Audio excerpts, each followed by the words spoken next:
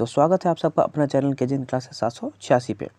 तो आज मैं आप लोग के लिए 2024 में जो एग्ज़ाम होने वाले हैं मैट्रिक एग्ज़ाम यानी 10वीं कक्षा का, उसका मॉडल पेपर जारी हो चुका है।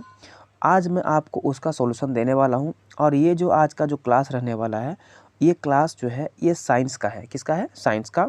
और साइंस का मॉडल सेट 1 होगा, जिसमें टोटल 80 ऑब्जेक्टिव क्वेश्चन है, जिसमें से मैं आज के सेशन में आपको 40 क्वेश्चन करवाने वाला हूँ। आप आज के क्वेश्चन को अच्छे से देखें और खुद से जवाब भी दें और अपने आप को जज करें कि आप कितना बना पा रहे हो। और अगर नहीं बन रहा है तो घबराने वाली बात नहीं है। आप जो है क्या करें, चेक करें उसको, ठीक है ना, कि आप सीख के जाइएगा। ठीक है, तो चलिए हम सेशन को करते हैं स्टार्ट।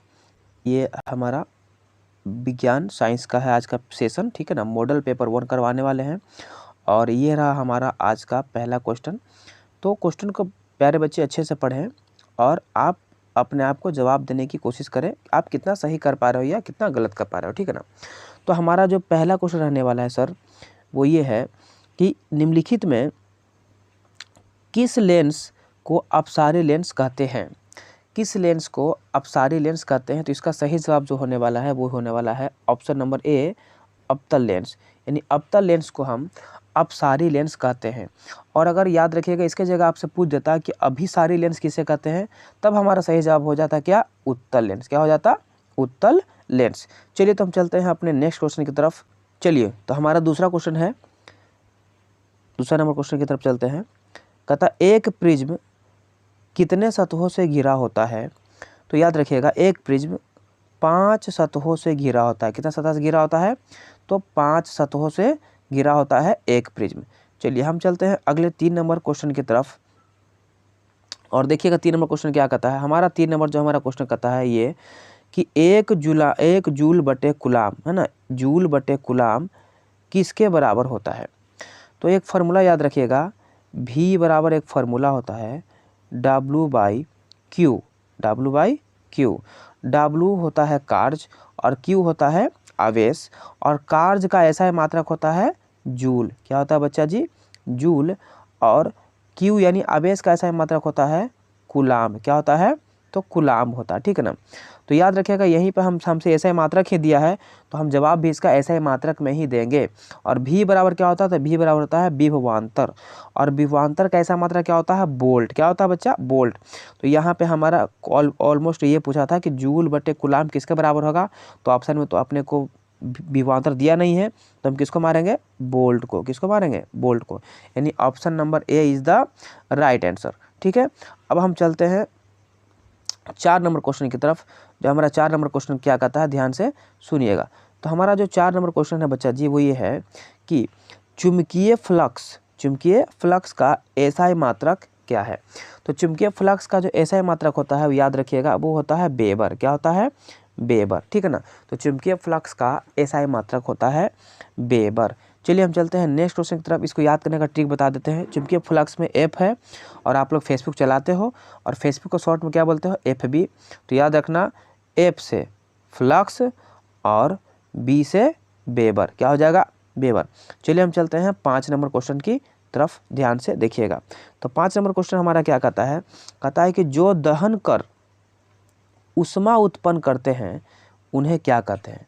जो दहन करेगा उसको क्या कहते हैं? दहन करने पर जो ऊष्मा उत्पन्न करेगा उसको हम क्या कहते हैं? तो ऑप्शन ए में दिया था इंजन, बी में दिया है ईंधन और सी में दिया है तापक। तो इसका सही जवाब होने वाला है बच्चा जी ईंधन, क्योंकि ईंधन ही दहन करने का काम करता है, जलने का काम करता है। और जब वो जलता है ना, तो क्या देता है? अपने को ऊष्मा देता है। तो चलते हैं हम नेक्स्ट नंबर यानी 6 नंबर क्वेश्चन की तरफ। और हमारा जो अगला क्वेश्चन है बच्चा, वो ये है कि किस दृष्टि दोष के निवारण के लिए अवतल लेंस का प्रयोग किया जाता है? यानी कौन सा ऐसा दोष हो जाता है हमारे नेत्र में जिसको ठीक करने के लिए हम अवतल लेंस का प्रयोग करते हैं? तो याद रखिएगा बच्चा जी, अवतल लेंस का प्रयोग करने के लिए हम जो है किस दोष में करते हैं? तो निकट दृष्टि दोष। निकट दृष्टि दोष। निकट दृष्टि दोष का मतलब उस इंसान को निकट का दिखेगा और दूर का नहीं दिखेगा। यानी नज़दीक तो उसको दिख रहा है लेकिन दूर उसको नहीं दिख रहा, तो उसी बीमारी को बोलते हैं निकट दृष्टि दोष। और इसके निवारण के लिए हम लगाते हैं अवतल लेंस। लेकिन अगर यही आपसे पूछता है यहाँ पर कि उत्तल लेंस रहता तो हमको कौन सा दोष है, तब हम बोलते हैं दीर्घ दृष्टि दोष। कौन सा दोष? दीर्घ दृष्टि दोष। लेकिन इस क्वेश्चन का सही जवाब है निकट दृष्टि दोष। चलिए हम चलते हैं अपने नेक्स्ट क्वेश्चन की तरफ। क्वेश्चन नंबर 7 अपना देखते हैं क्वेश्चन नंबर 7 को।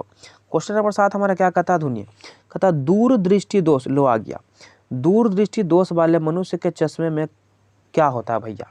अभी बता रहे थे कि जिस व्यक्ति को दूरदृष्टि दोष अगर हो जाएगा तो उसको ठीक करने के लिए हमें उस व्यक्ति के चश्मे में अवतल लेंस का प्रयोग करवाना पड़ेगा, यानी उसके चश्मे में अवतल लेंस लगाना होगा, तभी उस व्यक्ति को दूरदृष्टि दोष ठीक हो जाएगा।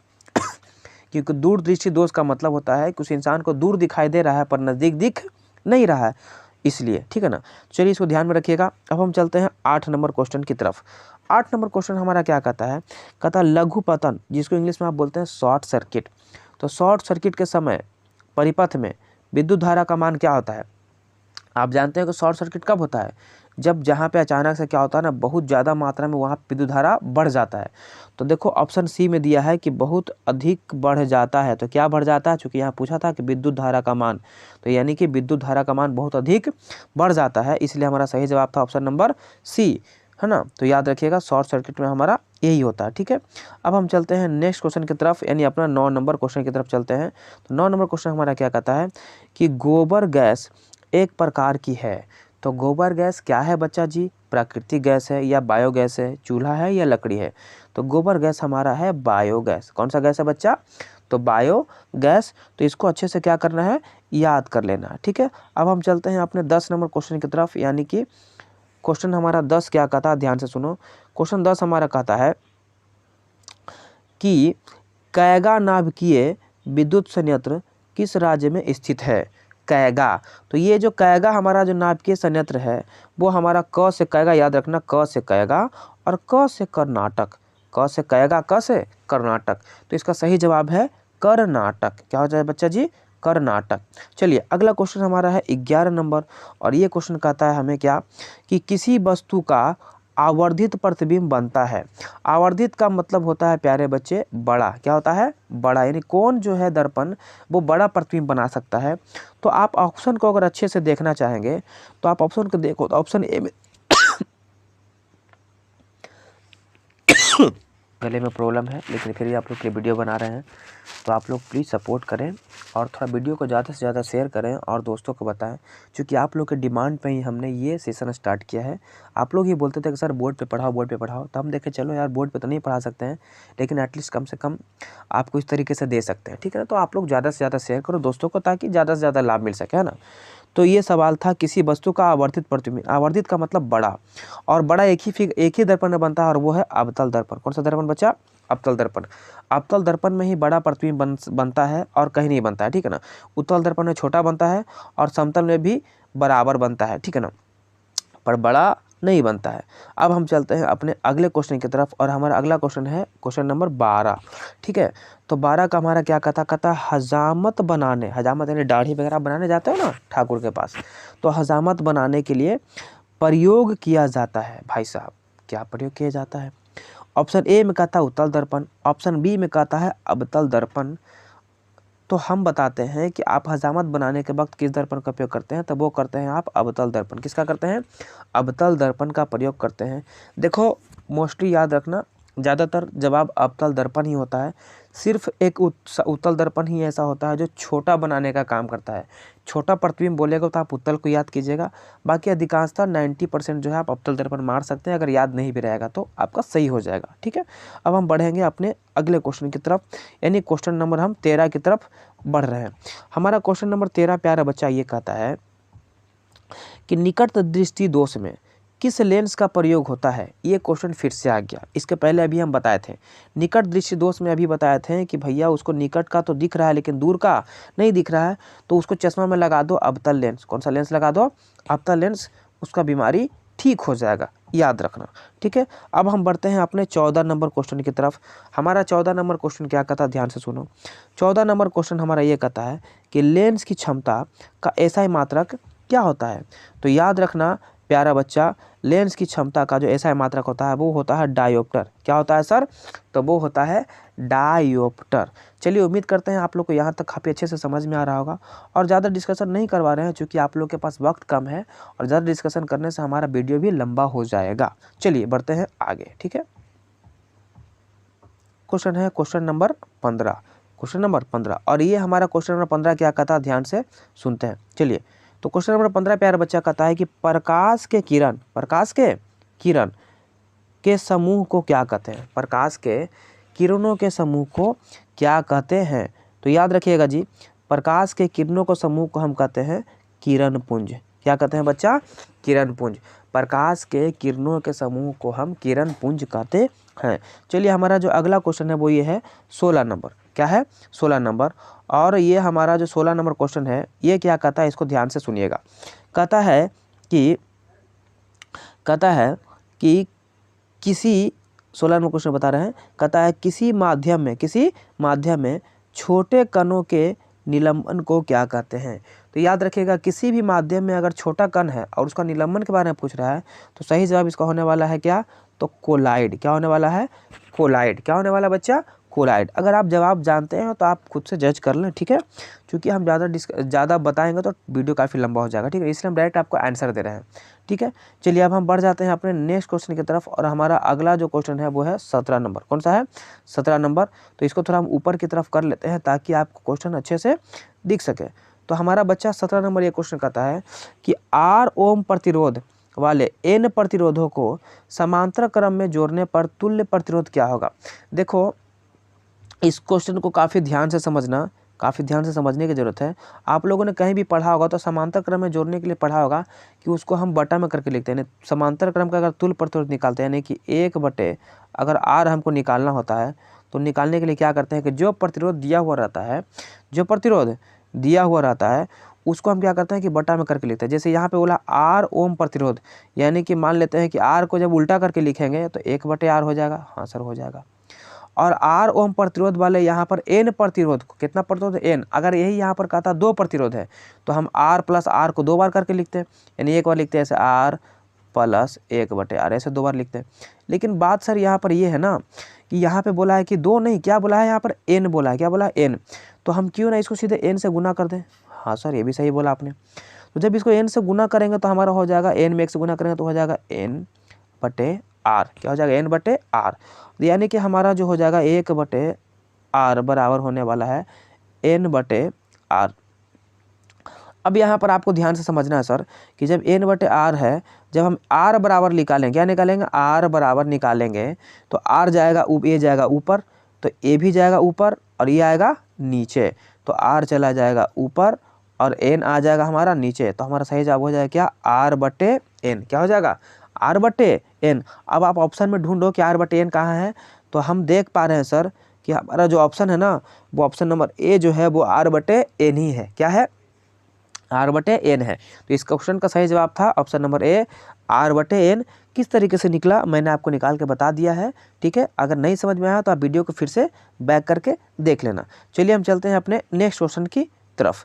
तो हमारा अगला जो क्वेश्चन है बच्चा जी वो है 18 नंबर। 18 नंबर हमारा ये क्वेश्चन कहता है कि क्या कहता है, ध्यान से सुनो। 18 नंबर क्वेश्चन कहता है कि ओम के नियम निहित हैं, यानी ओम के नियम ऑप्शन में फार्मूला दिया है किसके बराबर है? तो याद रखो ओम के नियम बराबर होता है V बराबर होता है बच्चा IR। V बराबर IR, ये हमारा ऑप्शन नंबर B जो था वो बिल्कुल सही जवाब था। अब हम चलते हैं अपने अगले क्वेश्चन की तरफ मूव करते हैं। तो हमारा जो बच्चा अगला क्वेश्चन है वो है 19 नंबर। क्या हो जाएगा? 19 नंबर हमारा अगला क्वेश्चन है। अगला क्वेश्चन हमारा है बच्चा 19 नंबर, ठीक है ना।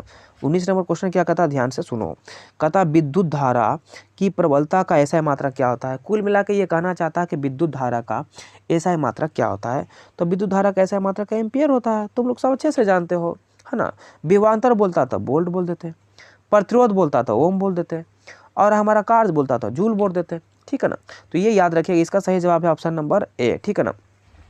विद्युत धारा का ऐसा मात्रक एम्पियर होता है। चलिए चलते हैं अपने नेक्स्ट क्वेश्चन की तरफ, यानी क्वेश्चन नंबर 20। तो क्वेश्चन नंबर 20 हमारा कहता है सर कि विद्युत धारा उत्पन्न करने की युक्ति को कहते हैं। आपको मैंने जो ऑप्शन दिया है प्यारा बच्चा, आप इस ऑप्शन को ध्यान से देखें और बताएं कि कौन सा ऐसा यंत्र है जो विद्युत धारा उत्पन्न करता है। एक बात बताओ, आप लोगों ने शादी में जनरेटर चालू किया है? हैंडल मारते हैं, हाँ सर किया है। और जनरेटर को हैंडल मारते हैं तो उससे बल्ब वगैरह जलने लगते हैं, यानी उसमें करंट आ गया, यानी विद्युत धारा उत्पन्न हो गया। यानी विद्युत धारा उत्पन्न करने की जो युक्ति है वो कौन है? हमारा जनरेटर ही है। कौन है? जनरेटर। और मोटर कैसे होगा भाई? मोटर में तो हम लोग लाइन देते हैं, यानी करंट देते हैं, तो ये विद्युत धारा को यांत्रिक ऊर्जा में बदलता है, तो ये नहीं, बल्कि हमारा सही जवाब कौन होने वाला है? तो ये विद्युत धारा जो उत्पन्न करता है वो करता है जनरेटर। कौन करता है? जनरेटर, यानी जनित्र करता है। बढ़ते हैं अपने अगले क्वेश्चन की तरफ, और हमारा अगला क्वेश्चन है 21 नंबर। कितना नंबर है प्यारा बच्चा? तो 21 नंबर।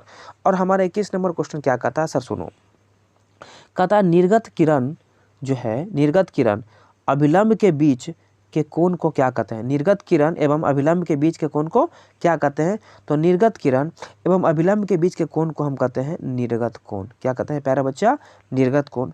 सर ऐसे कैसे? तो आप लोगों ने पढ़ा होगा प्यारा बच्चा, क्या पढ़ा होगा? आप लोगों ने ये पढ़ा होगा कि आप लोगों ने प्रकाश का अपवर्तन और परावर्तन का नियम पढ़ा होगा कि अगर इस तरीके से समतल रेखा होती है, दर्पण होती है, ऊपर से कोई आप किरण आती है तो आने वाले किरण को सर हम बोलते हैं आपतित किरण, आप भी जानते हो। और ये लौट कर वापस भी जाती है तो इसको बोलते हैं परावर्तित किरण। और यहाँ से हम लंब डाल देते हैं जिसको हम नॉर्मल बोलते हैं या विलंब बोलते हैं। और इसी विलंब के बीच और ये जो कोण बनता है, तो ये देखो ये आपतित किरण आने वाला था, और याद रखो इसी आपतित किरण के बीच में यहाँ पर एक कोण बनता है जिसको हम बोलते हैं आई से दिखाते हैं ना, इसको बोलते हैं आपतन कोण। क्योंकि ये आपतित किरण और आपतन कोण के बीच, आपतित किरण और आपतित किरण और अभिलंब के बीच बने कोण को हम क्या बोलते हैं? तो आपतन कोण कहते हैं। लेकिन याद रखना, क्या रखना? याद रखना कि ये यहाँ से हमारा था अभिलंब। क्या था बच्चा? अभिलंब था। और यहाँ से गया है प्रकाश का परिवर्तन हो गया है, और अभिलंब और परावर्तित किरण के बीच में जो कोण बनता है इसको बोलते हैं परावर्तन कोण। ठीक उसी प्रकार इसी अभिलंब और निर्गत किरण के बीच में जो कोण बनता है उसको बोलते हैं हम निर्गत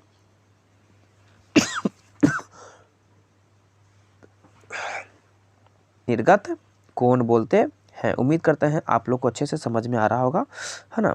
चलिए हम चलते हैं अपने नेक्स्ट क्वेश्चन की तरफ, और हमारा अगला जो क्वेश्चन है बच्चा वो है 22 नंबर। वो ये कहता है, क्या कहता है कि धारा मापने वाले यंत्र को क्या कहते हैं? देखो जिस चीज़ से भी हम धारा मापते हैं ना सर, वो धारा मापने वाले यंत्र को हम क्या कहते हैं? तो धारा मापने वाले यंत्र को याद रखना बोलते हैं आमीटर। क्या बोलते हैं सर? आमीटर। और ये हमारा वोल्ट मीटर किसको नापता है? तो विभवांतर को। किसको सर? तो विभवांतर को। सही राइट आंसर क्या था? ए मीटर, यानी आमीटर। क्या था? आमीटर। चलते हैं अपने हम अगले क्वेश्चन की तरफ, और अगला क्वेश्चन हमारा है क्वेश्चन नंबर 23। कहता है कि डायनेमो किस प्रकार की धारा प्राप्त, डायनेमो से किस प्रकार की धारा प्राप्त होती है? देखो डायनेमो जो है ना वो एक प्रकार का, क्या डायनेमो जो है वो एक प्रकार का इलेक्ट्रिक जनरेटर है ना। और इसे याद रखना कि इससे जो हम धारा प्राप्त करते हैं सर, ये हमारा जो धारा होता है वो होता है हमारा दिष्ट धारा। कौन सा धारा? तो दिष्ट धारा। तो डायनेमो से याद रखना, डायनेमो से हम दिष्ट धारा प्राप्त करते हैं। तो ये हमारा सही जवाब था। जस्ट हम देख लेते हैं, आपको 24 नंबर क्वेश्चन को भी देख लेते हैं। कहता है कि आवेश का मात्रक क्या होता है? ऑप्शन ए में हमको दिख रहा है कि सर जो हमारा आवेश का मात्रक है वो क्या होता है? तो कूलाम होता है। क्या होता है बच्चा? तो कूलाम होता है आवेश का मात्रक। और वाट किसका होता है सर? तो शक्ति का। एम्पेयर किसका होता है? तो विद्युत धारा का। चलिए उम्मीद करते हैं यहाँ तक आपको काफ़ी अच्छे से समझ में आया होगा। अब हम चलते हैं अपने अगले क्वेश्चन की तरफ। क्वेश्चन है बच्चा जी 25 नंबर। क्वेश्चन नंबर 25 को देखने वाले हम। क्वेश्चन नंबर 25 हमारा कहता है कि नवीकरणीय ऊर्जा का स्रोत है। याद रखें प्यारे बच्चा, नवीकरणीय का मतलब जिसको हम वापस प्राप्त कर सकते हैं। आप एक बार ये ऑप्शन नंबर बी को देखो, ऑप्शन नंबर बी को देखो, सौर ऊर्जा। क्या ये ख़त्म हो सकता है? सौर ऊर्जा, आज हम लोग सौर पैनल को चार्ज करते हैं, शाम तक यूज भी करते हैं, कल मॉर्निंग में फिर से धूप होती है और वापस से उसको हम प्राप्त कर लेते हैं। यानी जिसको हम द्वारा प्राप्त कर सकते हैं उसी को बोलते हैं नवीकरणीय ऊर्जा। तो इस क्वेश्चन का सही जवाब था ऑप्शन नंबर बी। अब हम चलते हैं 26 नंबर क्वेश्चन की तरफ। तो 26 नंबर क्वेश्चन हमारा क्या कहता है? ध्यान से देखो, 26 नंबर क्वेश्चन हमारा कहता है कि विद्युत बल्ब के फिलामेंट में किस तत्व का उपयोग करते हैं? तो जाहिर सी बात है यार, विद्युत बल्ब के फिलामेंट में हम लोग टंगस्टन का उपयोग करते हैं। किसे करते हैं? तो टंगस्टन का उपयोग करते हैं। और नाइक्रोम का कहाँ करते हैं सर, बताएगा कोई? कमेंट में जवाब देना तो लोग, ठीक है, कि नाइक्रोम का हम कहाँ यूज करते हैं, आप लोग को बताना है, हम नहीं बताना आपको, ठीक है। चलिए अगला क्वेश्चन। अगला क्वेश्चन हमारा है 27 नंबर। सर 27 नंबर कहता है क्या, सुनो। 27 नंबर कहता है कि अभिनेत्र लेंस फोकस दूरी में परिवर्तन किया जाता है। यानी हमारे आँख में जो फोकस लेंस होता है, फोकस दूरी को परिवर्तन करने का काम कौन करता है? देखो वैसे तो ये लेंस का काम है, लेकिन ऑप्शन में लेंस दिया नहीं है, लेकिन ऑप्शन के अकॉर्डिंग आपको बताता चलूँ कि ऑप्शन नंबर आप लोग जो है एक बार सी को देखो तो दिया है पक्षमाभी मांसपेशियों के द्वारा। हमारा प्यारा बच्चा, जो ये लेंस होता है ना, ये पक्षमाभी मांसपेशियों पे टंगा हुआ होता है। और ये जब इसमें शीतलन, फैलाव और सिकुड़ाव होता है तो ये लेंस को क्या करता है, घटाता बढ़ाता का काम करता है, जिसके वजह से हमारे फोकस दूरी में क्या होता है, उतार चढ़ाव देखने को मिलता है। इसीलिए बोल रहा है कि फोकस दूरी में परिवर्तन करने का काम कौन करेगा भैया? तो पक्षमाभी मांसपेशियों के द्वारा ये काम होता है। इसको आप अच्छे से याद रख लेना, ठीक है। चलिए चलते हैं नेक्स्ट क्वेश्चन की तरफ। तो क्वेश्चन नंबर हमारा जो है वो 28 क्या कहता है, ध्यान से सुनो। ये कहता है कि अवक्षेपण अभिक्रिया से किस प्रकार का लवण प्राप्त होता है? जाहिर सी बात है, नाम में दिया है अवक्षेपण, यानी कुछ न कुछ अवक्षेप के रूप में बचेगा। और अवक्षेप के रूप में बचेगा यानी कि अगर किसी भी, जैसे मान के चलो कि तुम पानी में, अगर यहाँ ले लो पानी, क्या ले लो पानी, और इसमें मिला दो बालू, क्या मिला दो? बालू। तो बालू इसमें अवक्षेप के रूप में रहेगा कि नहीं रहेगा? तो हाँ सर रहेगा ना। तो ये जो बालू और पानी का मिश्रण होगा, इसको हम विलय बोलेंगे, क्या विलय बोलेंगे? तो बोलेगा सर जाहिर सी बात है घुल नहीं रहा है, तो आप विलय ही बोलेंगे। ठीक उसी प्रकार ये बोला अवक्षेपण। अगर आपको नहीं समझ में आता तो कॉमन सेंस लगाओ, अवक्षेपण बोला है, और अवक्षेपण अभिक्रिया हो रहा है, जिधर जो भी बने उससे मतलब नहीं है हमको। अवक्षेपण बन रहा है मतलब कुछ ना कुछ नीचे तली में बैठ रहा है। यानी ऑप्शन में दिया विलय और अविलय, आएगा दिया दोनों, तो जाहिर सी बात है विलय तो होगा नहीं, तो कौन होगा सर? तो हमारा ऑप्शन नंबर जो बी होगा वो ये हो जाएगा अविलय। क्या हो जाएगा? अविलय। चलिए उम्मीद करते हैं आपको काफ़ी अच्छे से समझ में आया होगा ये क्वेश्चन। तो अब हम बढ़ेंगे अपने अगले क्वेश्चन की तरफ, यानी 29 नंबर की तरफ। और 29 नंबर क्वेश्चन हमारा कहता है सर, क्या कहता है सर? वो ये कहता है कि बेकिंग सोडा का रासायनिक नाम है। बेकिंग सोडा जो आप खाने में यूज़ करते हो, है ना, बनाने के लिए यूज करते हो, तो याद रखिएगा प्यारा बच्चा, इसका होता है सोडियम हाइड्रोजन कार्बोनेट। यानी सूत्र बता देते हैं, क्योंकि सूत्र भी पूछता है NaHCO3 आपको याद रखना है। NaHCO3 आपको याद रखना है, सोडियम हाइड्रोजन कार्बोनेट। कहीं कहीं पे आपको ये लिखेगा सोडियम बाइकार्बोनेट, तो कंफ्यूज नहीं होना है। और साथ में धोबिया सोडा पूछेगा तो याद रखना, धोबिया सोडा का होता है सोडियम कार्बोनेट। यानी इसका भी सूत्र बता देते हैं Na2CO3, ये होता है धोबिया सोडा का। चलिए समझ में आ गया होगा, लेकिन इस क्वेश्चन का सही जवाब था बेकिंग सोडा का, option number B, sodium hydrogen carbonate. चलिए नेक्स्ट क्वेश्चन। और नेक्स्ट क्वेश्चन अपना है सर 30 नंबर। कहता है क्या, सुनो, कि अयस्क से धातु का निष्कासन तथा उसका परिष्करण कर उपयोगी बनाने के प्रक्रम को क्या कहते हैं भैया? अयस्क से जब हम धातु का निष्कासन करते हैं और उसको उपयोगी बनाते हैं, उस प्रक्रिया को बोलते हैं धातु कर्म। क्या बोलते हैं सर? तो धातु कर्म बोलते हैं। तो उम्मीद करते हैं आपको समझ में आया होगा। अरे यार, जब समझ में आ रहा है तो सेशन को लाइक करो ना, सब्सक्राइब करो ना, करो करो करो, कहना पड़ेगा क्या? और दोस्त को एकदम फैला दो, दोस्त नहीं सबको फैलाओ। चलो क्वेश्चन नंबर 31। साग सब्जियों को विघटित होकर कंपोस्ट बनाना किस अभिक्रिया का उदाहरण है? देखो भाई, ये जब प्रक्रिया होता है ना, तो इस प्रक्रिया में ऊष्मा का क्या होता है सर? तो सर ऊष्मा का होता है, मतलब ऊष्मा निकलता है, यानी उसको बोलते हैं ऊष्मा छेपी। क्या बोलते हैं? ऊष्मा छेपी। तो option number B is the right answer, ऊष्मा छेपी हो जाएगा। अब हम चलते हैं नेक्स्ट क्वेश्चन की तरफ। क्वेश्चन है बच्चा कि निम्न में से कौन सा उत्पाद लेड नाइट्रेट को, निम्न में से ऐसा कौन सा उत्पाद है जो लेड नाइट्रेट को गर्म करने पर प्राप्त होता है? देखो इसका समीकरण थोड़ा सा हम दिखा देते हैं तुम लोग को, ठीक है ना। जैसे याद रखना, लेड नाइट्रेट यानी कि बोला है कि Pb और NO3 नाइट्रेट यही होता है ना, इसका होगा होल 2। जब इसको आप करिएगा सर गरम, तो गरम कीजिएगा ना तो क्या बनेगा? तो ये बनाएगा, एक बनाएगा PbO, क्या बनाएगा, एक कलर चेंज कर देते हैं, ठीक है, समझ में आएगा आप लोग को। PbO प्लस साथ में बनाएगा NO2 और साथ में बनाएगा ऑक्सीजन गैस। क्या बनाएगा सर, ऑक्सीजन गैस। तो यहाँ पर देखो ऑप्शन में क्या क्या दिया है, तो ऑप्शन में PbO तो कहीं दिख नहीं रहा है, लेकिन साथ में हमको सर NO2 दिख रहा है सर, हाँ दिख रहा है, ऑक्सीजन दिख रहा है, नहीं हमको NO2 और ऑक्सीजन को ढूंढना है। तो NO2 और ऑक्सीजन हमको कहाँ दिख रहा है, तो यहाँ दिख रहा है, देखो ऑप्शन नंबर डी में दिख रहा है NO2 और ऑक्सीजन। एक बार कट करते हैं, देखो अब दिखता होगा क्या दिख रहा है, देखो NO2 और ऑक्सीजन हमको दिख रहा है कहाँ, ऑप्शन नंबर डी में, तो इसको याद रखना, ठीक है। चलो क्वेश्चन नंबर नेक्स्ट यानी 33 नंबर क्वेश्चन को देखो, कहता निम्न में कौन सही है भैया। ऑप्शन नंबर ए में कहता है कि Na2CO3 यानी सोडियम कार्बोनेट है और इसके साथ जल का जो अणु दिया है वो 5 को दिया है। हमेशा याद रखो सोडियम कार्बोनेट के साथ जो जल का अणु होता है वो होता है 10। कितना होता है, 10। तो इसको याद रखना है। हाँ 5 किसके साथ होता है, तो 5 होता है कॉपर सल्फेट के साथ। किसके साथ होता है, कॉपर सल्फेट के साथ होता है 5। और साथ किसके साथ होता है, तो फेरस सल्फेट यानी FeSO4 इसके साथ होता है 7 को, ठीक है ना। लेकिन 10 को होता है सोडियम कार्बोनेट के साथ, जिसको तुम धोबिया सोडा भी बोल सकते हैं। चलो चलते हैं 34 नंबर क्वेश्चन की तरफ। और 34 नंबर क्वेश्चन हमारा क्या कहता है, ध्यान से देखो।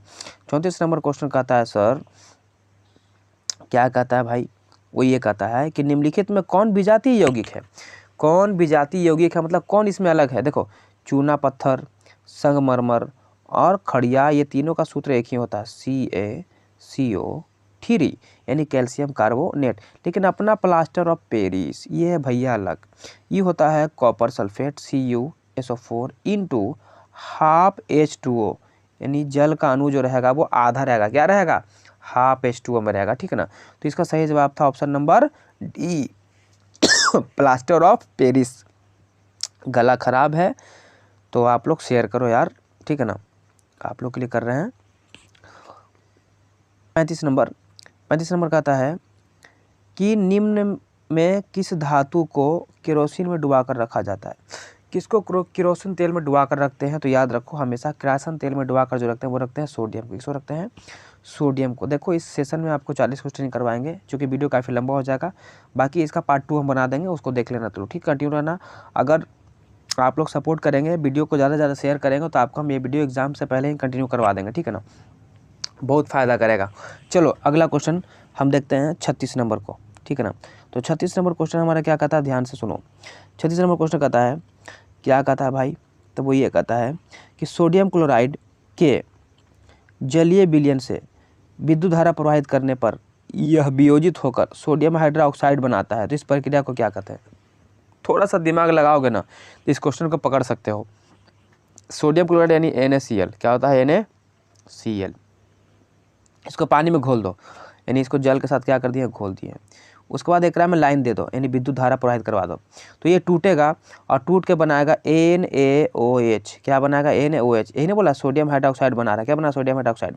जैसे ही NaOH अंतिम आ गया OH, बहुत अच्छा से हम समझाए हैं, वीडियो पढ़ाया हुआ है, जो लोग देखना चाहता है जाकर देख सकता है मेरे प्लेलिस्ट में, ठीक है ना। जिसके अंतिम में आता है OH वो होता है क्षार। और ऑप्शन में हमको क्षार वाला एक ही को दिख रहा है, ध्यान से देखो। ऑप्शन में क्षार वाला हमको कहाँ दिख रहा है, देखो तो ऑप्शन में क्षार हमको एक ही दिख रहा है, ऑप्शन नंबर ए। इसके अलावा कहीं नहीं दिखा, कहीं दिखा क्या, नहीं दिखा। तो सही जवाब हो गया ऑप्शन नंबर ए। क्या बन रहा है डजंट मैटर, लेकिन तुम यहाँ से पकड़ सकते हो कि हाँ सर यहाँ से आपने अच्छा तरीका बताया, यहाँ से पकड़ सकते हैं।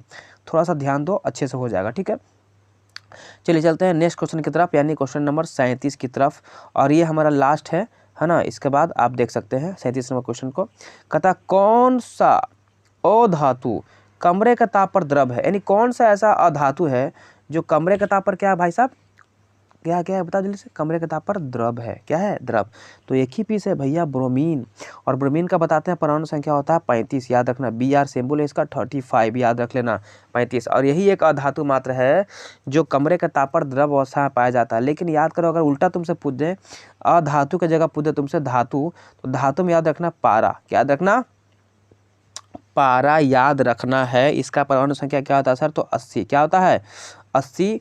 भुतलाने वाले के बात नहीं है। तांबा का कॉपर होता है, ठीक है ना, इसका 29 याद रख लेना, ठीक है। और एल्युमिनियम का 13 याद रख लेना। सूत्र संकेत होता है Al, ठीक है। चलो 38 नंबर क्वेश्चन की तरफ हम अब बढ़ जाते हैं। आपका 38 नंबर क्वेश्चन क्या कहता है, देखो कहता शीशा और टीन मिश्र धातु है। किसका, तो सीसा और टीन जो मिश्र धातु वो होता है सोल्डर का। किसका होता है? सोल्डर। सीसा और टीन जो मिश्र धातु है वो है सोल्डर का। तो क्वेश्चन नंबर 39 की तरफ बढ़ेंगे और 39 नंबर क्वेश्चन हमें ये कहता है कि निम्नलिखित में से चाकू से हम किसको काट सकते हैं? अरे भाई चाकू से काटोगे तो चाकू से किसको काटते हैं? तो याद रखना चाकू से तो ऑप्शन के हिसाब से यहाँ पर दिया लिथियम, कैल्शियम, कॉपर, आयरन। तो हम काटेंगे किसको? तो हम चाकू से काटेंगे भैया लिथियम को। किसको काटेंगे? लिथियम को, ठीक है ना। और अगर मान के चलो कि सर लिथियम ऑप्शन नहीं देता तो याद रखना और लिथियम की जगह अगर सोडियम दे दे, क्या दे दे? सोडियम, तो इसको मार देना। सोडियम नहीं देगा, अगर मान के चलो पोटासियम दे दिया तो इसको भी मार देना, ठीक है ना। क्योंकि पोटासियम, सोडियम और लिथियम ये तीनों को ही हम चाकू से आसानी से काट सकते हैं। कोई शक? तो चलो बढ़ते हैं आगे और अपना लास्ट क्वेश्चन है सर, अपना लास्ट क्वेश्चन है यानी कि अपना 40 नंबर क्वेश्चन, ठीक है ना। तो 40 नंबर क्वेश्चन को ध्यान से देखो कि ये 40 नंबर क्वेश्चन क्या कहता है। 40 नंबर क्वेश्चन हमको कहता है कि क्या कहता है भाई, सुनो। कहता है कि एथिलीन जिसका सूत्र होता है C2H4, है ना, एथिलीन। कार्बन कार्बन के बीच दो आबंध मौजूद हैं जिनमें, यानी कार्बन देखो एक कार्बन दो कार्बन और ये दोनों कार्बन के बीच में एक दो, चूँकि ध्यान से देखो ना कार्बन कितना है? दो, तो दो लिए। हाइड्रोजन कितना है? 4, तो इधर हाइड्रोजन इधर हाइड्रोजन इधर और इधर लटका देते हैं, ठीक है।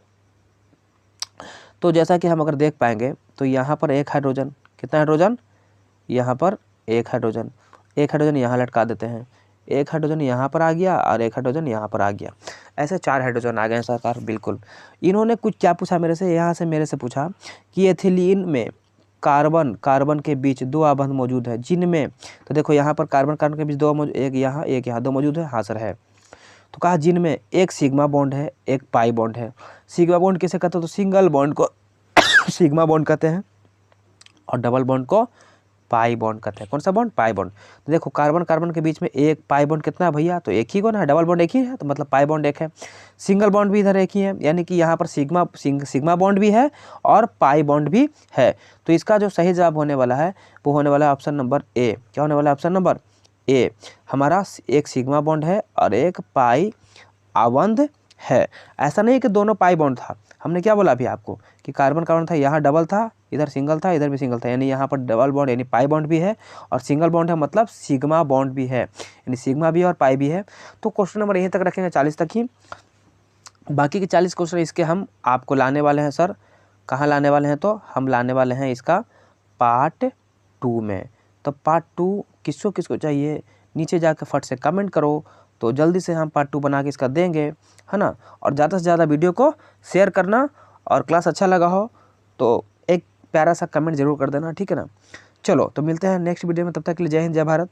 शेयर करो। चलिए, थैंक यू।